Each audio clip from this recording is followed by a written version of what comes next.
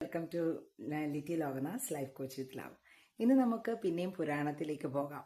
മഹാബലിയെ വാമനൻ പാതാളത്തിലേക്ക് ചവിട്ടി താഴ്ത്തി എന്നാണ് നമ്മൾ കേട്ടിരിക്കുന്നത്.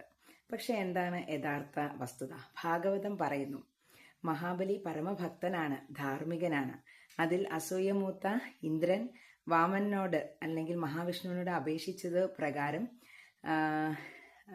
മഹാവിഷ്ണു വാമനാവതാരം എടുത്ത് വരുന്നതും മഹാബലിയോട് 3 അടി മണ്ണ് ആവശ്യപ്പെടുന്നു. 3ാമത്തെ അടി വെക്കാൻ സ്ഥലമില്ലാതെ വന്നപ്പോൾ മഹാബലി വാമനന്റെ കാലുകൾ എടുത്ത് സ്വന്തം ശിരസിൽ വെച്ചു എന്നാണ് ശരിക്കും നടന്നത്. അപ്പോഴേക്കും വാമനൻ മഹാവിഷ്ണുവായി മാറി അദ്ദേഹത്തെ അനുഗ്രഹിക്കുകയും അദ്ദേഹത്തെ സുതലം എന്ന് പറയുന്ന അണ്ടർവേൾഡിലേക്ക് കൊണ്ടുപോവുകയും ചെയ്ത് അവിടെ ഭഗവാൻ തന്നെ മഹാബലിക്ക് കാവൽ നിന്ന് അന്ത്യം വരെ എല്ലാവിധ സുഖ സൗകര്യങ്ങളും മഹാബലിക്ക് ഒരുക്കി കൊടുത്തു എന്നാണ് ശരിക്കുമുള്ള ഭാഗവത കഥ.